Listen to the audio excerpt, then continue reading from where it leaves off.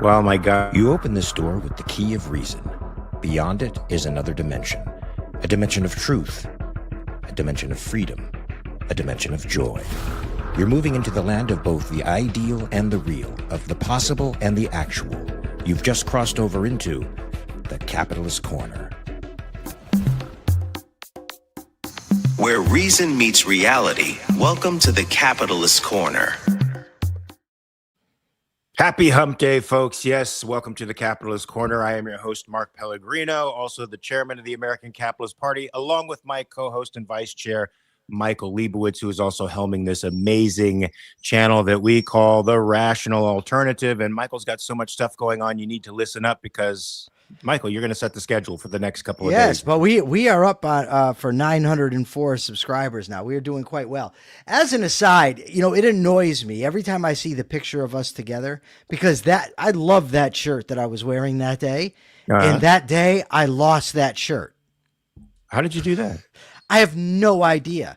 I think I left it in Subby's car because my car I don't trust to drive. That was in Boston, and I didn't trust my car to drive to Boston, so I used his wife's car actually, and I think his ex-wife's car, I should say, and I think I left it in there, and who knows what happened from there.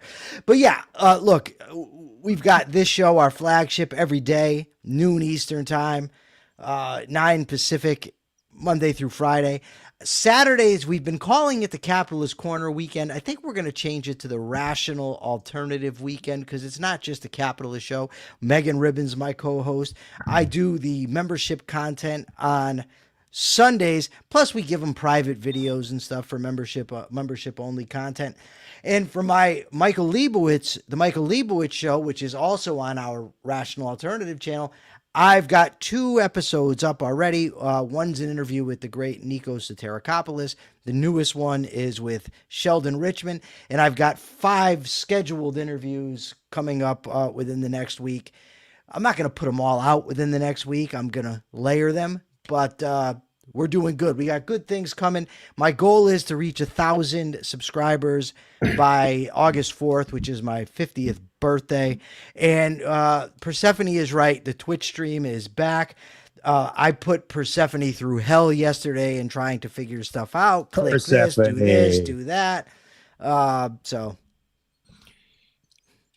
But we're good. We're good. And we got a good show today. I sent you a bunch of stuff this morning. So You did send me a bunch of stuff. Oh, Michael. super chats and super stickers. You always forget. I was just about to say that, but you jumped the gun, man.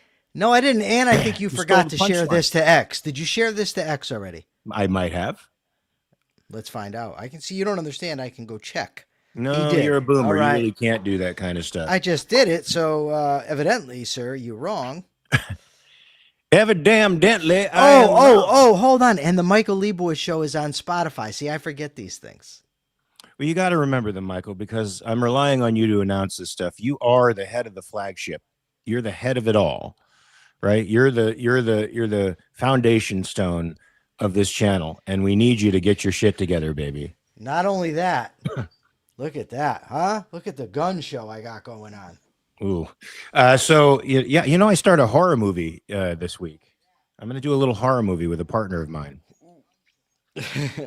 What with Obsession, Backrooms, Exit, what is it? Exit 8.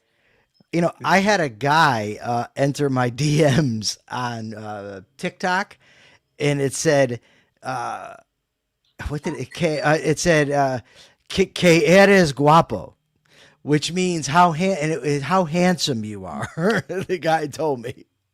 Can I tell you something? So don't tell me how handsome I am. No, I'm not going to tell you something, but I'm going to tell you just how kinky people are. This is just how kinky people are. So there's a recurring story. I tell it all the time at conventions because people want to know, like, what was it like backstage on Supernatural? And I tell the story about how Jared Padalecki farted right before a take that I had to do, and that I had to do the take in his fart cloud because this was the day and age of film where they had canisters of film that were rolling. So you had finite takes. You couldn't just waste film. And he did it right after they said action and speeding and all that stuff. So we were rolling. There's somebody who has actually slipped into my cameos and asked me if I could convince Jared to have him smell his farts. And Oh, not and. I'm just like, dude, that's a little. I had to give. no, I'm wondering, were you able to convince him to do Of this? course, I'm not even gonna broach the topic to Jared because I What? think that's just a little bit too kink.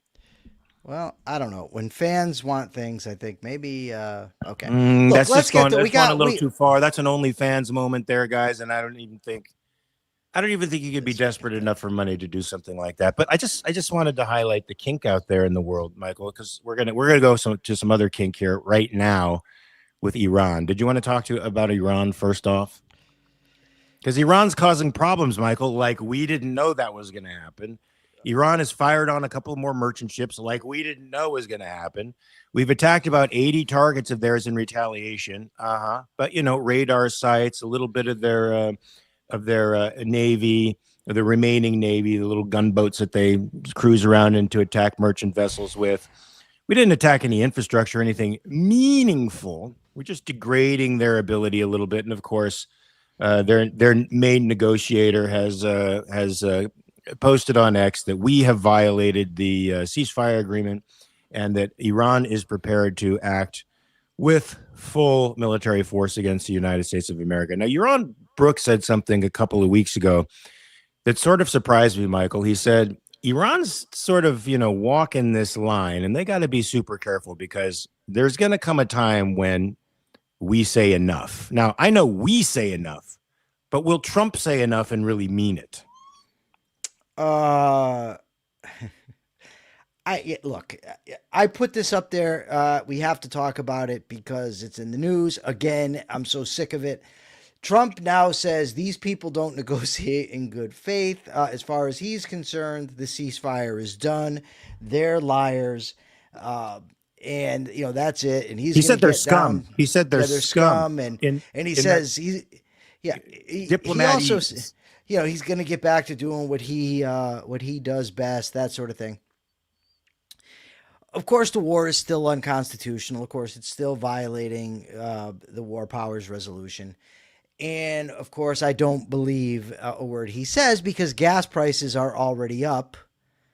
Iran, they attacked some commercial ships. They said the ships weren't obeying by the rules that they set. Now, America has bombed the hell out of them, and Trump is once again saber rattling. Michael, but soon enough, the gas prices are going to hit him again, and we didn't bomb the hell out of them. We bombed radar installation sites, a little bit of their speedboat navy, some ballistic missile stuff to degrade their capacity. Bombing the hell out of them would be taking out bridges and the power grid, completely incapacitating their ability to build anything or to service the public, which we know isn't very high on the Islamicist list of priorities anyway. But it would certainly put a lot of pressure on the regime if the entirety of the people were made to feel the real pinch of this war. So I don't know that that's going to happen though, Michael, because Trump has been threatening and threatening and threatening. And, it's like Peter, it's like the boy who cried wolf. Right. I don't think he's going to do it. I think Yaron's mistaken. As do I. We'll see. But the real thing that I wanted to get into, Mark, was as it's connected to this because now I'm not and I've said this before. Look, I'm not a national security expert, but there's some things that just seem a little weird to me, a little off when it comes to foreign policy. So this announcement, Trump did this while he's in Turkey. And Turkey, of course, is a NATO member. And Trump is talking about now taking sanctions that we've put on Turkey, we're going to take off of you have to put the context in there, Michael. Sanctions he placed on Turkey. Yeah, that's true, but I don't even think it matters. But see, I think that's irrelevant. I think it's irrelevant that he did it. Okay. Also, of course, we're allies with Qatar, right?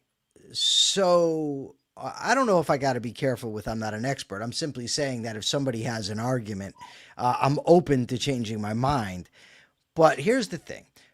Qatar and Turkey are the two number one and number two, I guess, sponsors of who, Mark? Tell the audience who they're the sponsors of. Well, the Muslim Brotherhood, number one. The Muslim Brotherhood. Yeah. Right.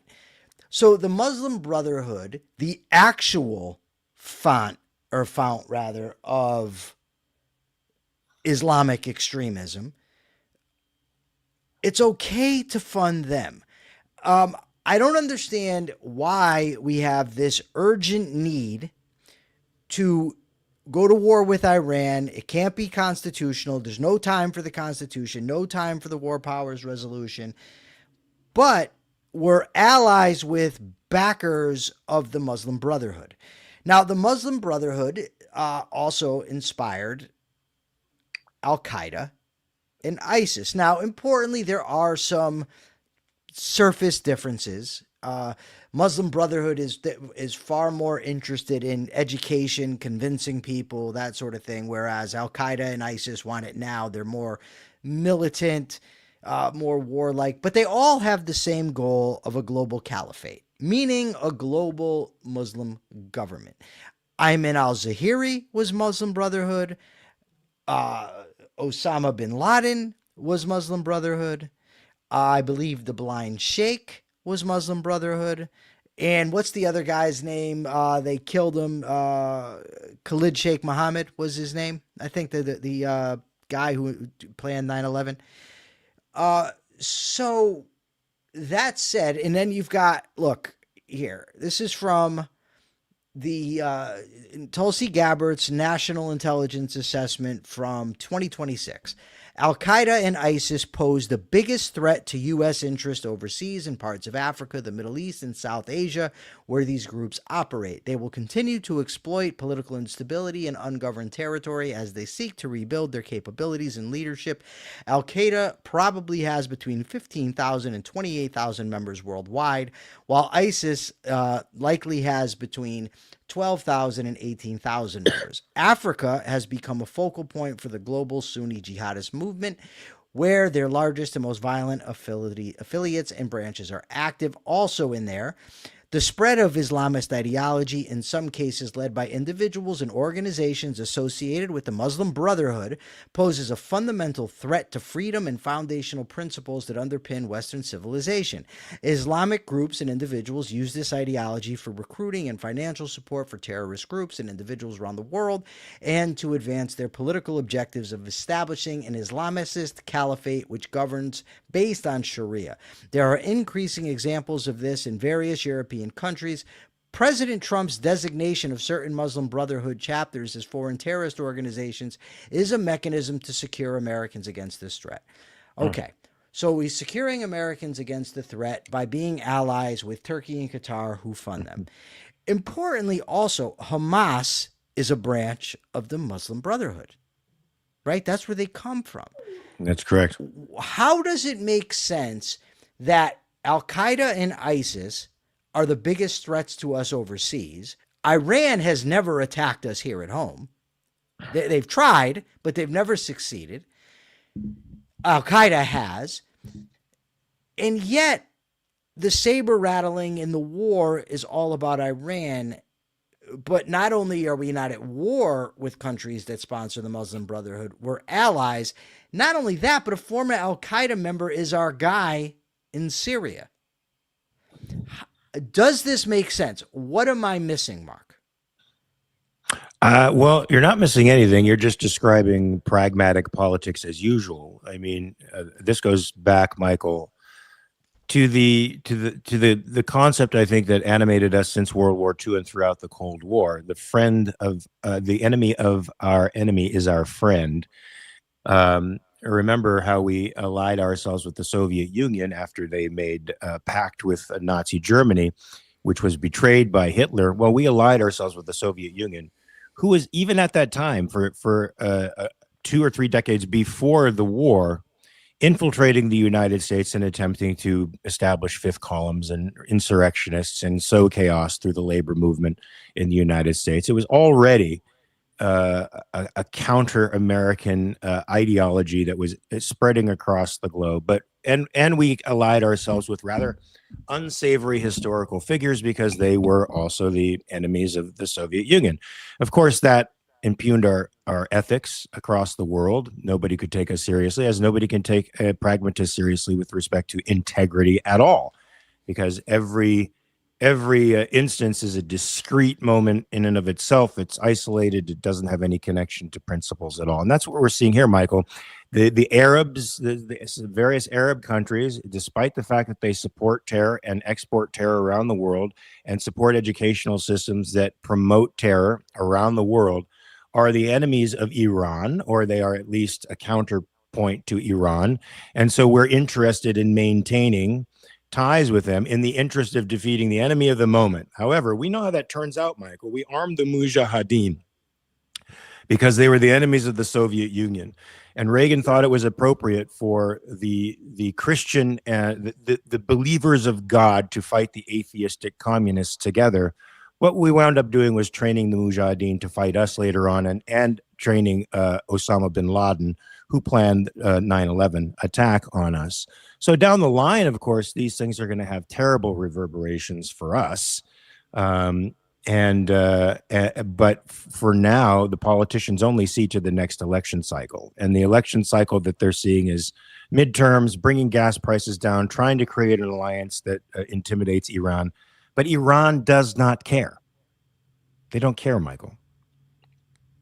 Right. And so, I mean, then you got, well, Israel is our ally, but Erdogan, who Trump seems to love, the head of Turkey, has said very disparaging things against Israel.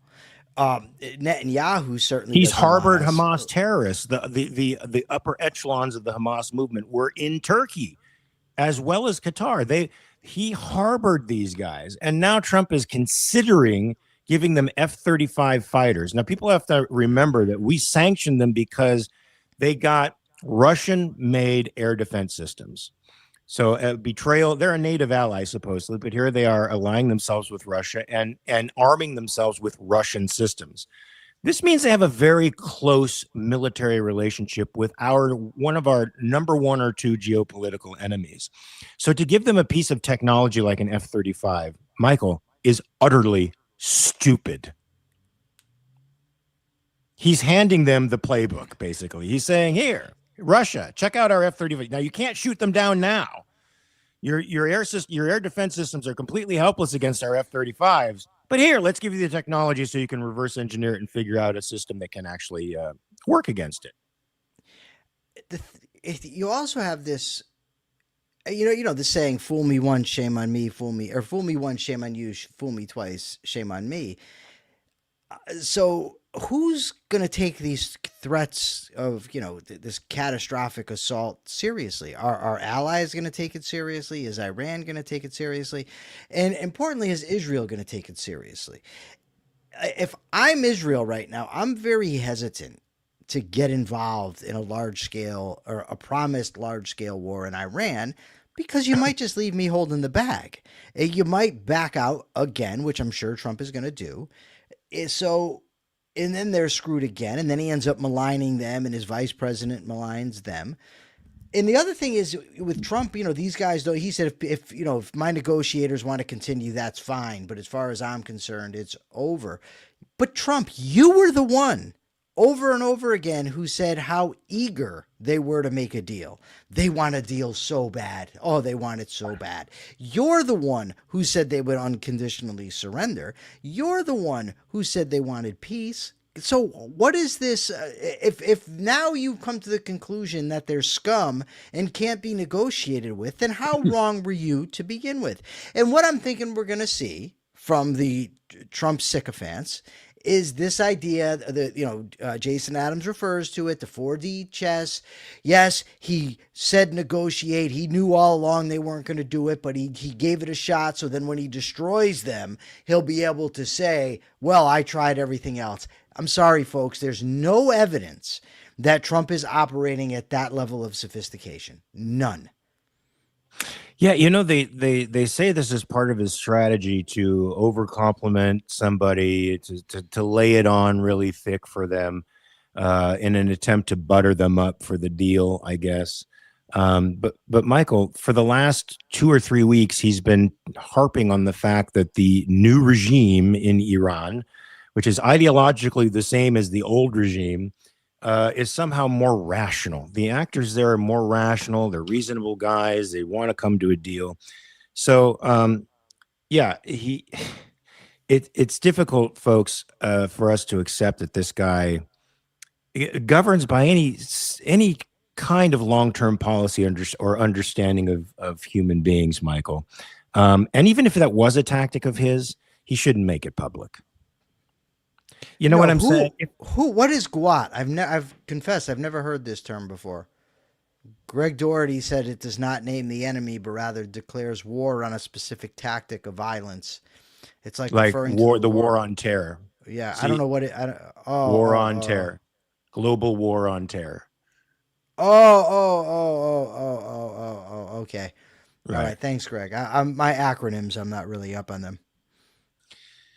Yeah, that's the essence of pragmatism, is to not name the enemy. And unfortunately, when you don't name the enemy and you make a tactic your primary target, you end up in these perpetual wars. Michael, we've more or less been in perpetual war since 2001. Probably longer than that. Oh, I guess let's see. I mean, there were small breaks. Well, when has the United States not been at war with somebody in some way?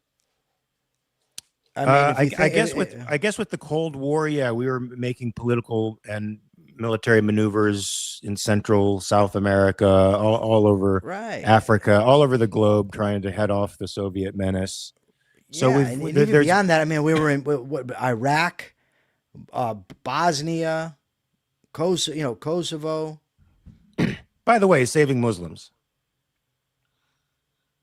We come to the rescue of Muslims, Michael. We came to the rescue of the Mujahideen. We come to the rescue of persecuted Muslims in Bosnia, and what we get for that is a thumb in the eye, is hatred.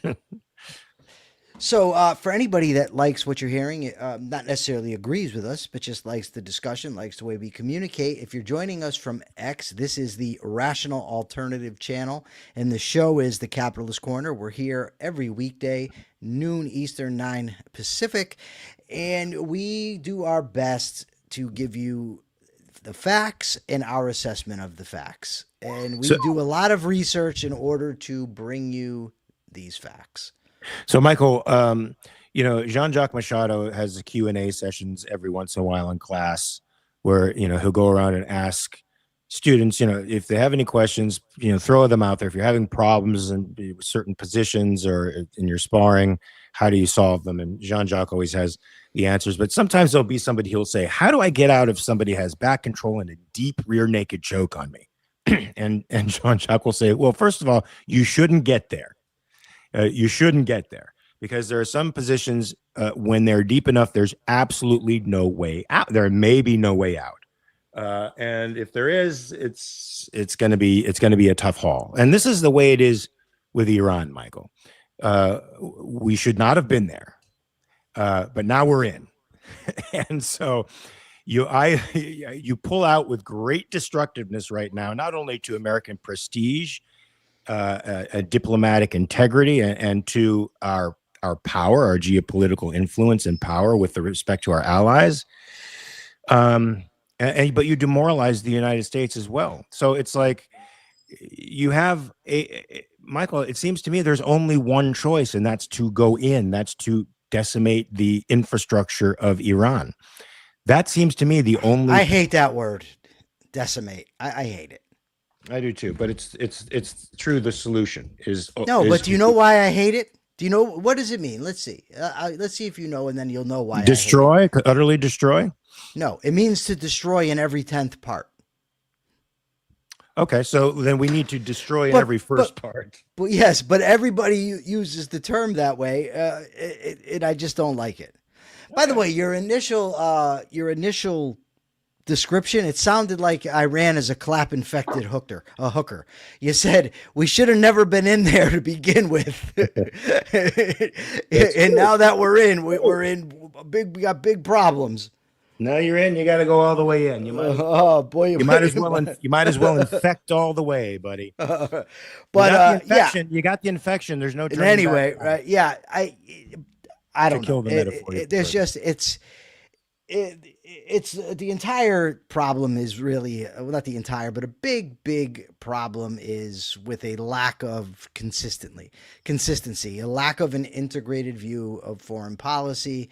It's just like you said, it's this pragmatist whack-a-mole, enemies today, friends tomorrow, depending on who we want to fight at the time, and it just doesn't work. And we just need another approach. That's all.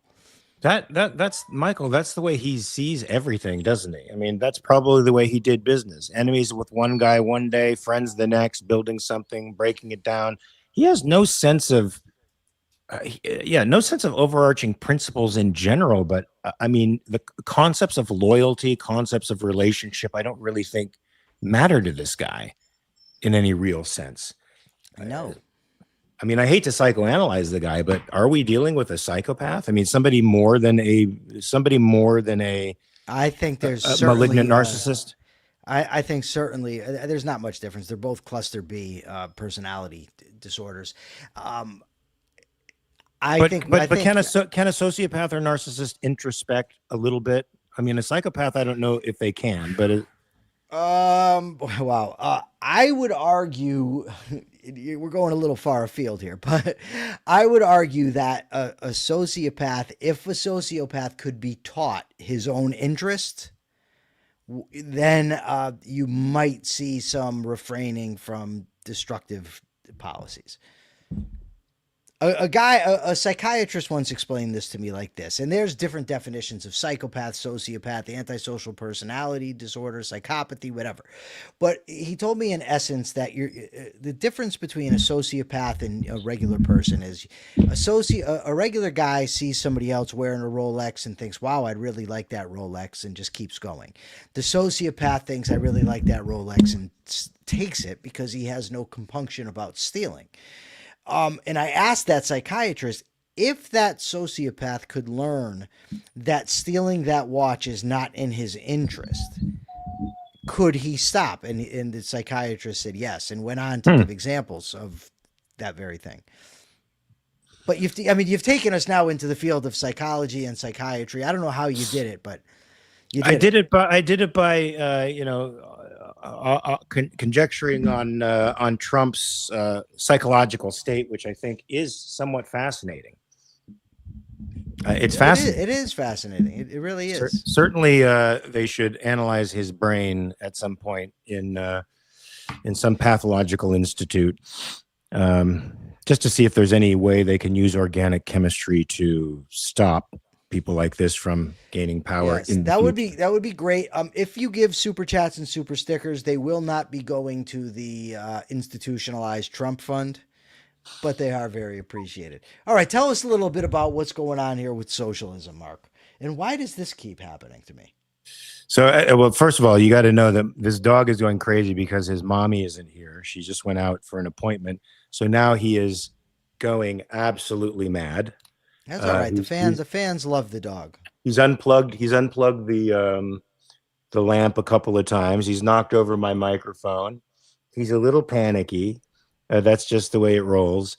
Yeah, Michael, it seems like Democratic Socialists. Now, I didn't read that article from Jacobin. You know, I'm not going to read anything from Jacobin. I'm not going to read anything from Jacobin. This was a great article.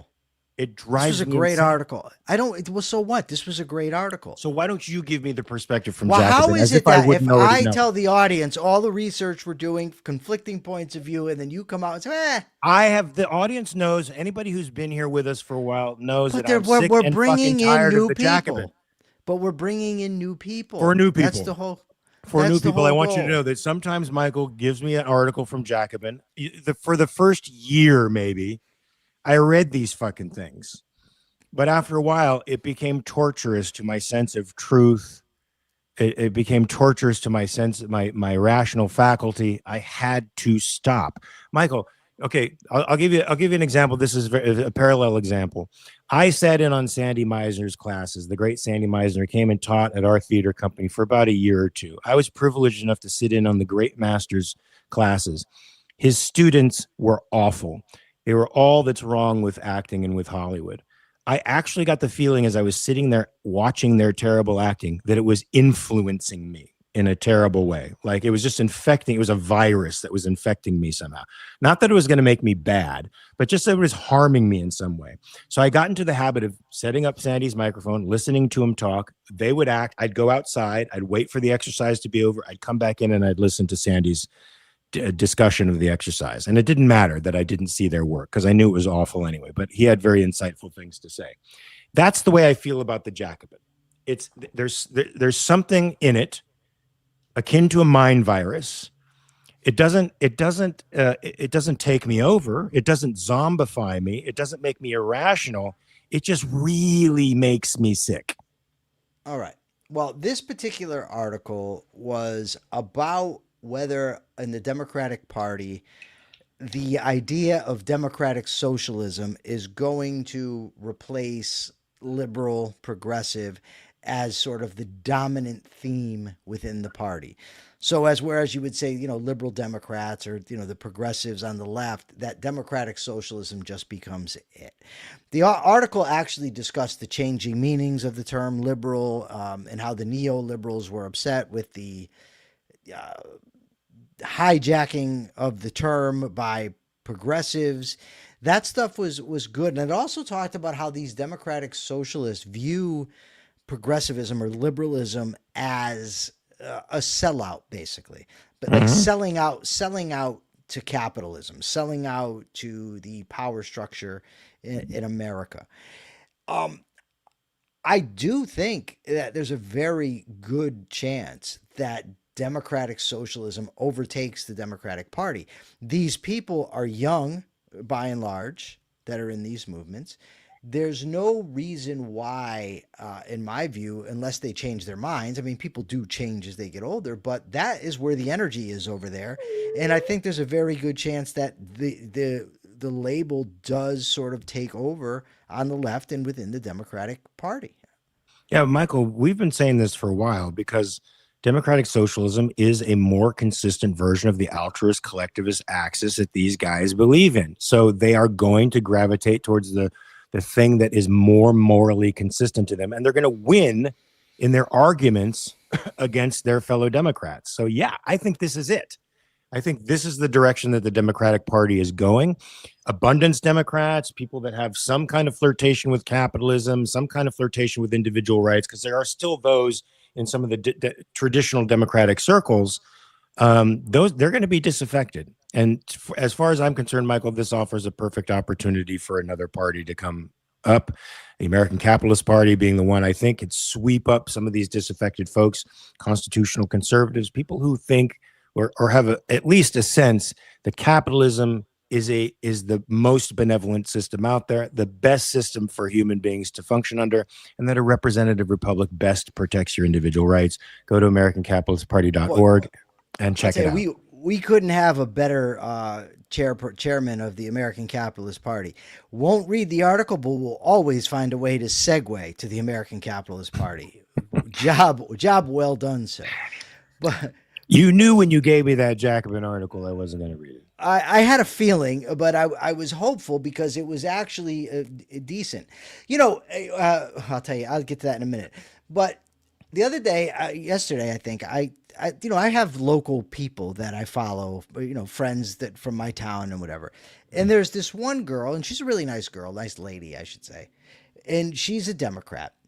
And she has Republicans, MAGA that follow her. And on that page, it's just pure tribalism. Oh, you're evil, Democrat. There's nothing principled to talk about. So she posted something about Mamdani. And another guy comes in and says, he's an evil socialist. So I posed a question to both of them. In response to their comments, I asked her, I said, what are because she says, I like some of his ideas. I said, what ideas of Mamdani do you agree with? And what is your rational case for them? She hasn't responded yet. The MAGA guy who said socialism's evil, I said, define socialism and make a reasonable case for what's wrong with it. He hasn't done it either.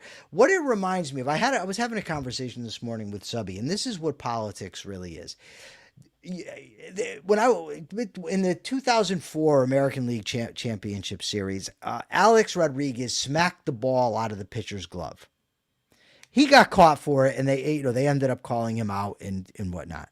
But I was thinking about this morning when I watch sports, and the guy on my team gets away with a foul. I don't care. I'm like, okay.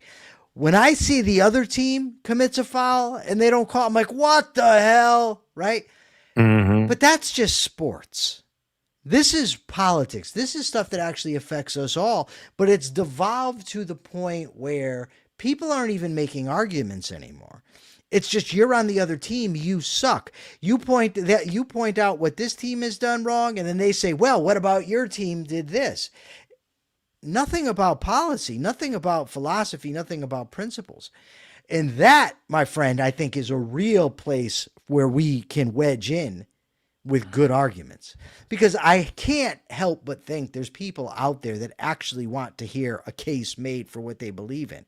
And, to be honest, I think there's a lot of these Democratic Socialists who are dead wrong, but at least they have an argument. At least they understand something. At least they're making a case. Whereas most other people, it's just pure tribalism.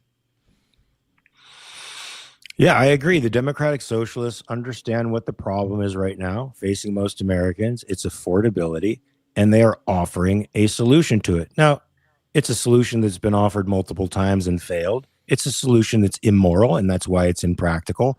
But there's nobody on the other side to refute them, save for us, save for Yaron Brook, save for some folks in the liberty movement. But beyond that, Michael, nobody's making the moral argument for capitalism, save for us and a couple other people out there. But we're voices crying in the wilderness. Right now, the collectivists have the moral high ground in the culture, and all they do is appeal to that. That's all they do is appeal to that. And it's a much easier job in some respects than proving that rational egoism and individualism are the ideal way to go. I'm not making an excuse. I'm just saying we have a pretty big road to climb, but we're doing it. We one are step doing at a it. time. And what we need to do is, and what we are doing is more and more make the positive case for capitalism. But in order to do that, we have to know what capitalism is.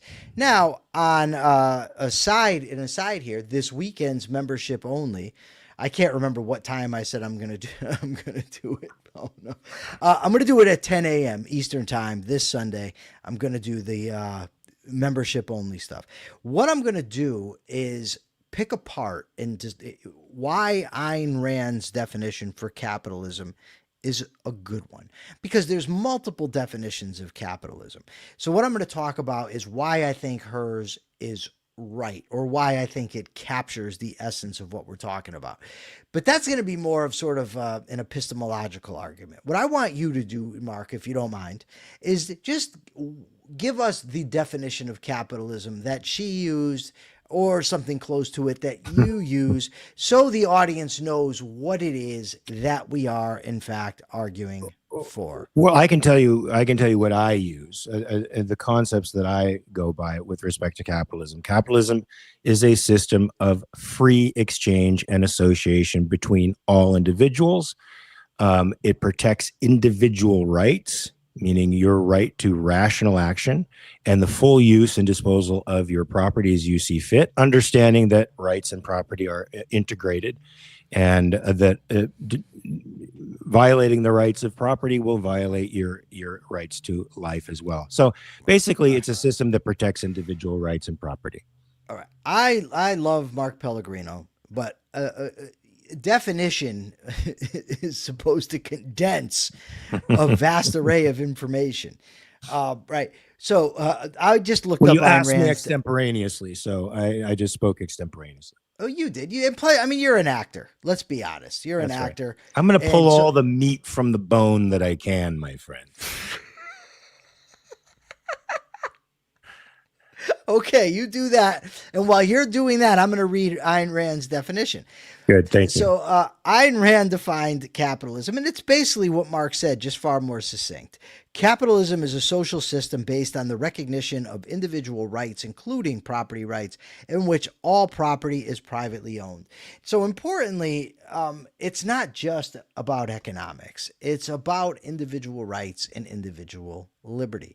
These folks are good things. And where they are allowed to reign, people flourish. Now, it's true that, throughout history, there's never been an entire country that was purely capitalist. But there have been basic elements of freedom within society, more or less free societies. And what we know about human beings is that in order to think, we need freedom. In order to produce, we need to be free. In order to create, we need to be free. In order to trade, we need to be free. But we also have historical examples of East Germany, West Germany, North Korea, South Korea, China, Hong Kong, China, Taiwan, China before and after market liberalization.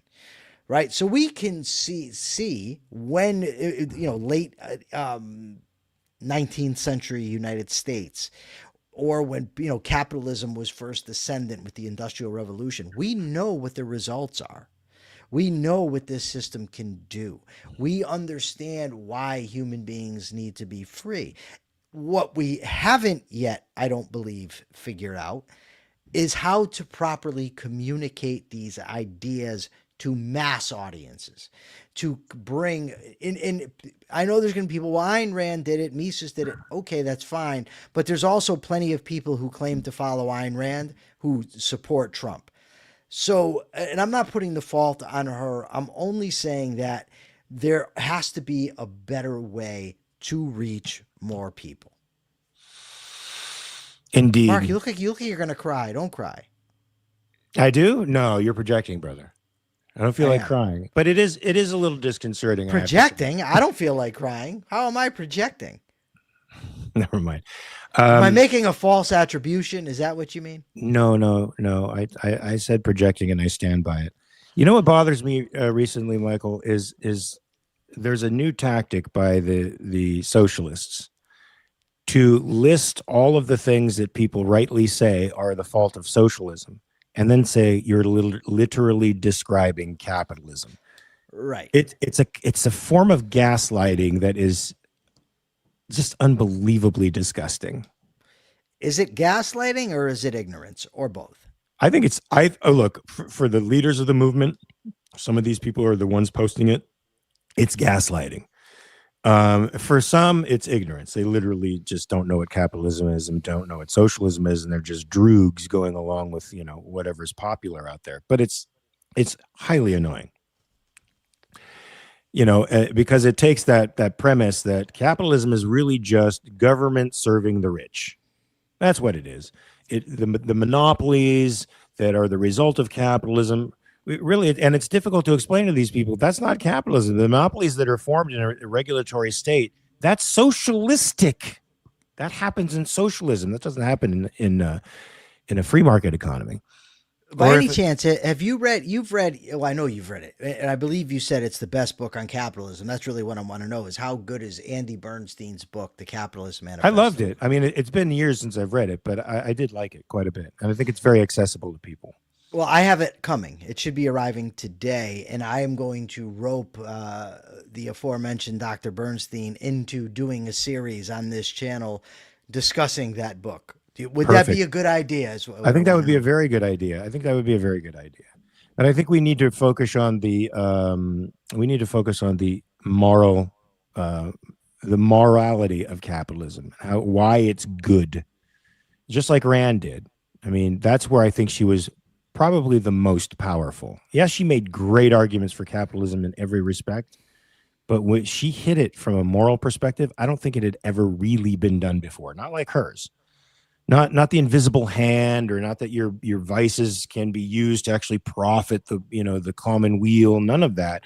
Just a straight out concept that your life is your own, and your values are worth pursuing, and the only system that enables you to do that is a capitalist one. That unapologetic individualism was awesome. This is interesting. So Ian Gilmore did right here what I'm sure plenty of people will do. He says, apply those principles to the current Trump administration and see how Andy, evaluates it. I know what he'll say. I mean, I've not only debated Andy, but I've had conversations with him. And the thing is with Andy, he doesn't deny, if I point out something that Trump does, he doesn't defend Trump. This is where I side with Andy, that Andy's being honest. I think he's dead wrong, but he's not somebody that won't criticize Trump. He criticizes Trump all the time. He really does. And so when I tell him, well, Trump is pressuring companies, for instance, to lower their prices and using the term price gouging, he says, oh, well, that's not capitalism. He knows it's not. When I sent Andy the picture of Trump posting the Obamas as apes, Andy put a post on Facebook and said, you shouldn't be doing this. So he will criticize Trump. So I disagree that he's gone full tribal. I think that the issue is he vastly exacerbates or overstates the threat from the left. And so he doesn't see the threat that's on the right. That's an error. As far as I know, Ian, he's not. I brought it up in the debate and he didn't. When I said to him that Trump claims that the election was stolen and it wasn't, when I said it was a lie, he didn't push back at all. Yeah. And I know a few people who actually were involved in accounting and investigating the corruption of 2020 who are convinced that the election was stolen. You know, one of them who was the head of our media, and we have massive disagreements with him. But Michael, I think Andy said it well, and it goes to your point that he overstates the threat from the left, and it's not hard to overstate it because they control academia, they control all the information outlets, they control entertainment, Sure. and they have basically created a world in which 68% of the young people actually have a positive view of socialism. It's because of them and their slow march through the institutions that this is happening. So it's not unreasonable to think that they are a massive threat to Americanism. But what he said to you, Michael, during that debate was, I thought it was better to support the guy who might help me over the person who wants to kill me. And that framed it in a way for me that it made me understand. I don't agree with him, by the way, because I think Trump is too unstable a guy. You cannot even... Right. You're just literally flipping a coin or rolling dice to see if he's going to help you. You never know where a guy like that's coming from. I would not support a pragmatist for somebody who deliberately, because both could potentially both will try to kill me at some point if it suits them. But that was his reasoning. And I see that reasoning through a lot of the more intelligent folks who have backed Trump. And I understand it. I get it. I don't agree with it. I get it. And so it leads me to have a little bit of sympathy for them, provided, Michael, at this stage of things, what are we going on 2 years now into this presidency? We see now we've seen behind the curtain now. There's no hiding what this guy is. Yeah, I want to push back on something you said a little bit, not much. I get the march through the institutions. I get liberal dominance in places like, mainstream media in Hollywood. I get that. But Rush Limbaugh, I believe, got 90 million listeners a week. He was huge on his show. Yeah. How many people watched Tucker Carlson? How many people watch Fox News, Newsmax, and that's where they get their news from? Never mind, Sean Hannity. But they're tribal. They're tribal now. Jesse, no. I understand it. That's my point, is that there's plenty of outlets out there that are putting out stuff that's pro-Trump, pro-Republican. So it's not as if there's just this asymmetrical dominance in information out there. Twitter now is gone, completely to the Trump side. Well, I shouldn't say completely, but a lot. Really? Wow, I don't notice that. Oh, if you're on Twitter, yeah. I mean, it depends on you're going to see what you comment on, but by and large, okay. Yeah, Limbaugh was a total sellout. I agree, 100% with you, Ian. I used to like him, even where I disagreed with him. But then once Trump came along, I saw, okay, it's Yeah, I all mean, BS. in the early '90s, Limbaugh was an interesting light of reason for me, and what I loved about him was that he lampooned the left, and he did it successfully. Michael, his jokes were funny, and the skits that he did were funny, and I'm of the mind that you should lampoon evil. You should make fun of it. It's what the left does to the right. And for once, there was a guy like Rush who did it with talent and ability, and he was able to make a great deal of headway, and that scared them. They had to do everything in their power to vilify him. Now, eventually, of course, he became more or less an establishment Republican, and he lost me over the years. But I think in my intellectual development, I think many objectivists, you can correct me if you think I'm wrong, if I started out pretty hard left, but once I started really digesting the concept of objectivism, I went through a sort of a conservative stage because it seemed like the conservatives, at least in the late 80s and early 90s, were conservators of classical liberalism. So it seemed like, even though mysticism was there with Christianity, they had one foot planted on the ground and understood something about the way the world worked in a way that the left didn't. And so I went through a phase where I think a lot of my values would tilt, except for social values, would tilt in the conservative, what would be called a conservative direction. But I grew out of that, after a couple of years.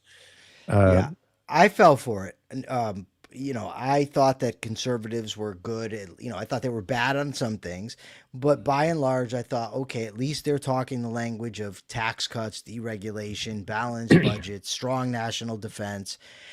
And then, but Leonard Peikoff in OPAR points out that they're worse. And he did a very good job of it. Which the irony of him then coming out and supporting Trump, but whatever. But his argument in OPAR, it came to be he was dead on.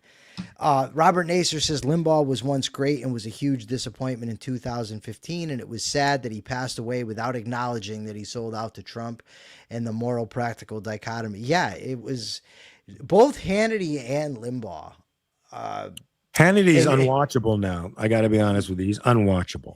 Yeah. And then, Mark Levin liked Trump, then hated Trump because he was backing Cruz, then went back to liking Trump. Mark Levin is like, he was a constitutional conservative that also had me for a while, Michael, because he seemed to be bucking the tribalist trends. And now I can't watch him.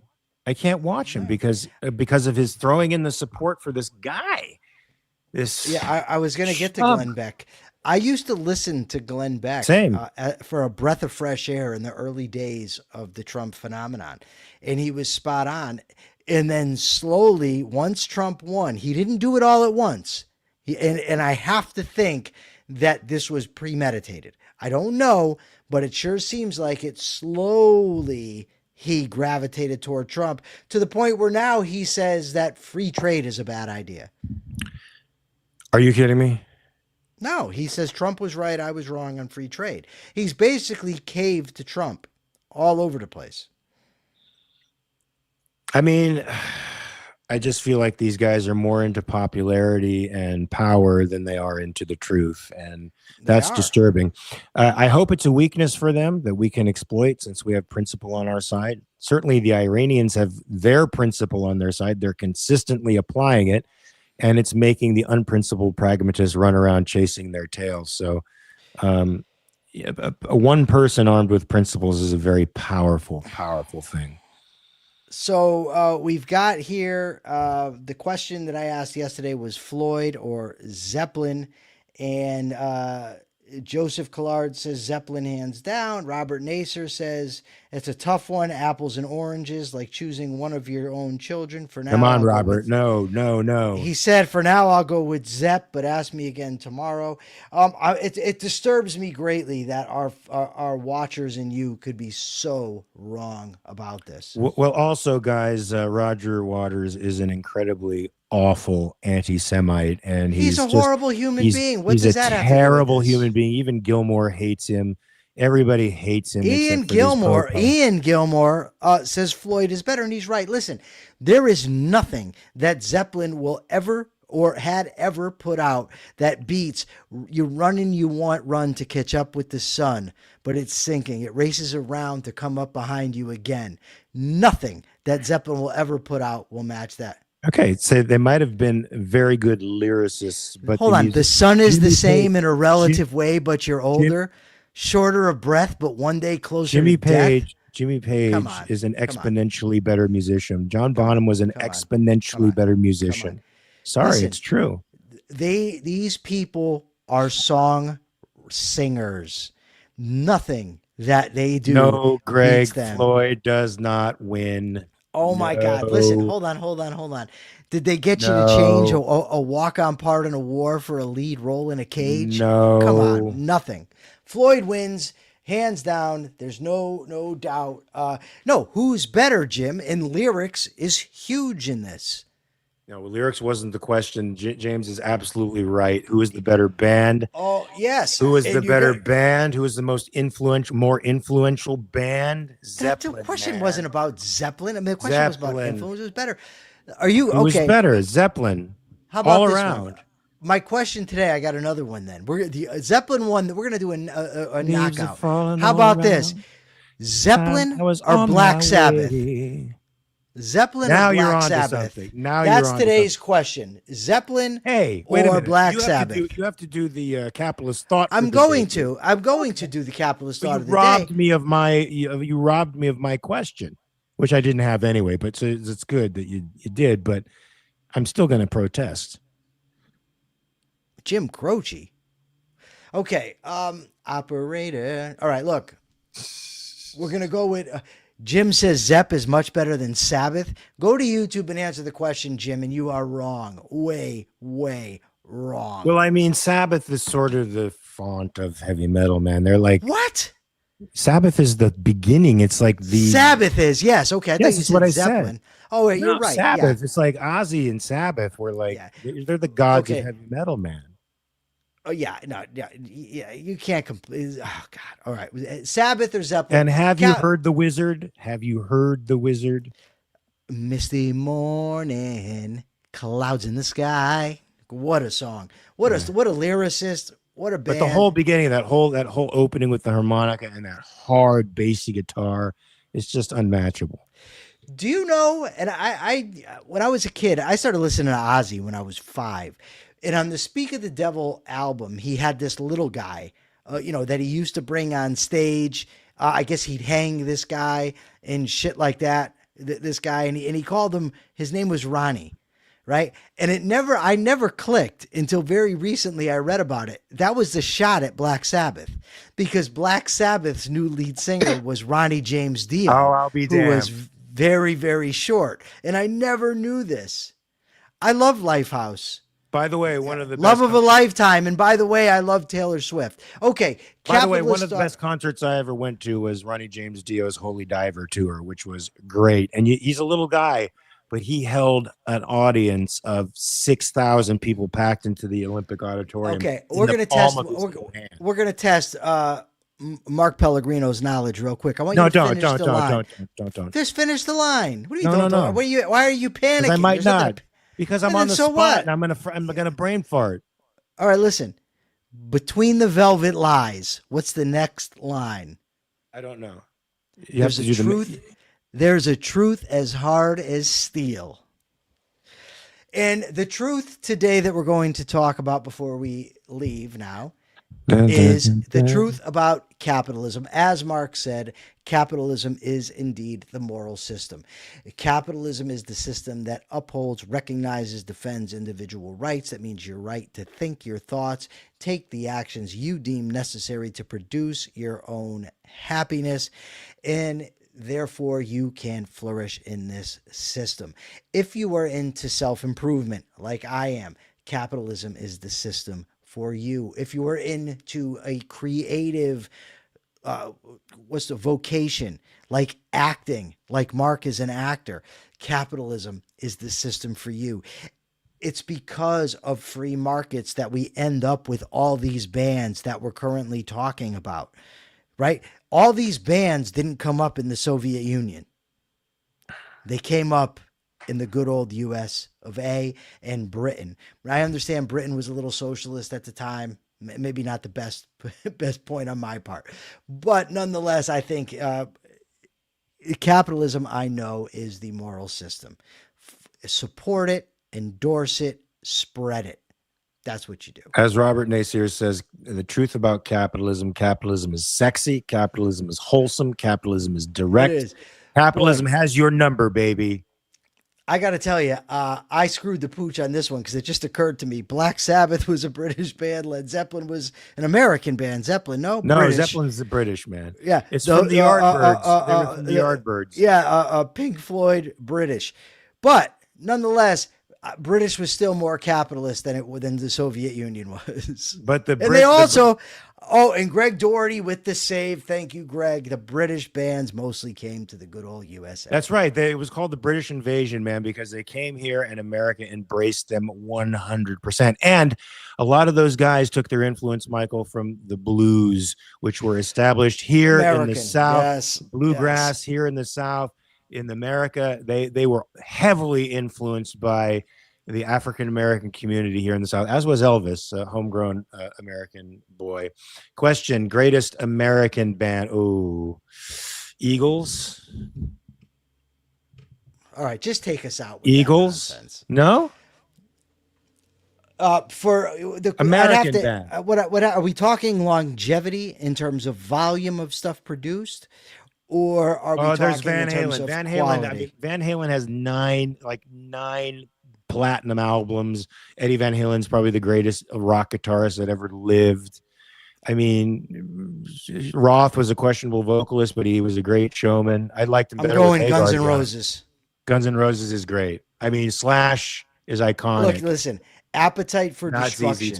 Not ZZ Top. Appetite for Destruction is one of the greatest rock albums ever made. Ever, and it was their first.